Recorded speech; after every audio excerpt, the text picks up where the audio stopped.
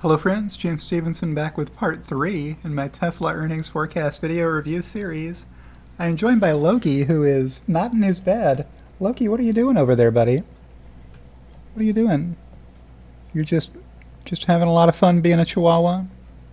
Yeah, walking around, looking for some trouble to get into? Oh, maybe you just wanted a drink? Alright. Okay. There you go, buddy. Yes. Love you. Alright, so let's get to the meat of this video. Part 3, we're going to look at, if I can share my desktop with you, the next tweet in the thread. Let me find it again. Haha. I'll be there in a flash. Bam, I'm there. So Tesla makes the two best-selling luxury vehicles in the world, Model 3 and Model Y. Let me move this Loki cam back over. Gotta keep Loki in the frame. It's a challenge sometimes. He's active. Model 3 and Model Y. That's what's on this chart. Model 3 sales are still growing, especially after the Highland refresh. A lot of people are interested in getting one of those. In Shanghai, they're already making the Highland refresh version of Model 3. Fremont is still making the classic version of Tesla Model 3. And neither of them is using castings. Model Y uses castings, and the two newest Model Y factories use front and rear castings. I learned all this from Troy Teslike. And Fremont uses castings for Model S and Model X, and a rear casting for Model Y at Fremont, but they don't use front and rear castings for Model Y. He's got a table, so go find Troy Teslike's table that explains it all. Model 3 doesn't use castings, even the new one. So yeah, let's check out this chart. I have recently reformatted this one. These were not always the colors. I used to have a gray and a white, but then I decided it made more sense for me to indicate, as I went through all of these charts, the actuals in white and the forecast in gray, with those little labels that run alongside the time axis. So sometimes the y-axis is time, and sometimes the x-axis is time, and I wanted to keep people grounded and oriented quickly. Since there's so many of these charts to look at, people don't have all day to look at every one of them. So I wanted to kind of use the same labeling convention on all of these charts so that people could get a quick and easy read of what they were looking at every time they looked at a chart that was presented a little differently than some of the others. So what I wanted to do was stop making my data white or gray whenever possible. So for this one, I decided let's make the Model 3 blue and let's make the Model Y yellow, because yellow and blue make green. So if you look at this chart from a distance, you'll see blue at the top left, yellow at the bottom right, and green at the bottom left. Now, don't take my word for it on colors, because I'm colorblind, but if you stand back far enough from this chart, it'll look more green here and more blue up here and more yellow over here. I just thought that would be a fun way of showing this data with the Model 3 and Model Y for each quarter shown side by side instead of stacked. So way back here at the beginning of 2020, Tesla sold their first 2,166 Model Ys.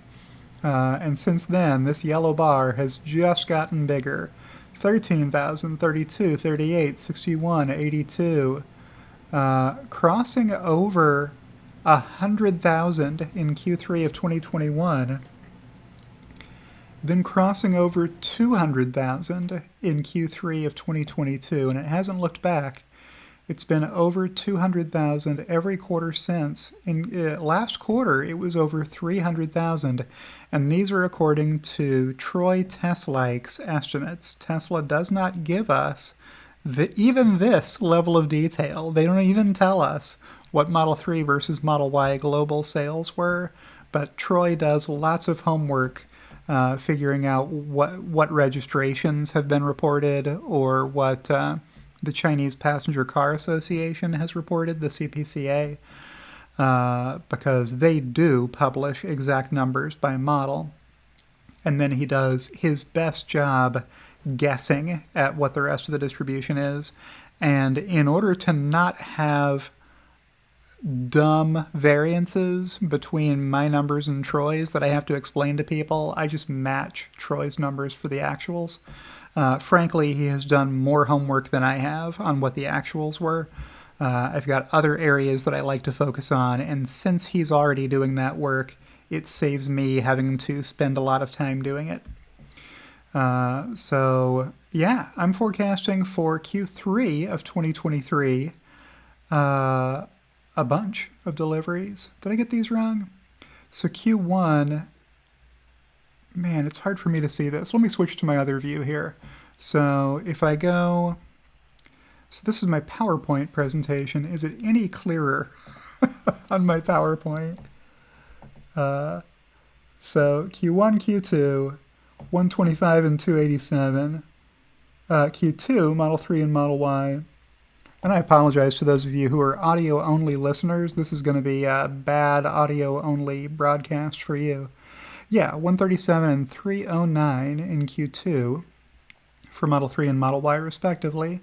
Then in Q3, I'm forecasting close to that much, so 130,000 Model 3s, 286,000 Model Ys. Small declines, as we were warned on the earnings call by Elon that there was going to be some factory downtime that was going to be limiting productivity in Q3, but then back to all-time record highs in Q4. Nearly 150,000 Model 3s is what I'm forecasting, along with 338,000 and change on the Model Y, which would be an all-time record for both of those. So, of course, an all-time record in total. And then I've got those numbers growing in future years. There's a little bit of paring back in Q1s because there's a little bit of seasonality in auto sales. It's not as easy to sell as many cars in Q1 as it is in Q4, so a lot of times you'll see sequential decline from Q4 to Q1. We see it in our actuals, that it happens that way, so it makes sense to forecast that it's going to continue happening that way. That's my video. That's my video for part 3 of my forecast review series. So I'll check back in with Loki, and we'll see that he is curled up and sleeping now. I'll outro and say thank you for watching these videos. If you haven't subscribed to me, you can go ahead and do that on whatever platform you're watching this. I appreciate your likes, and I'll see you in the next one.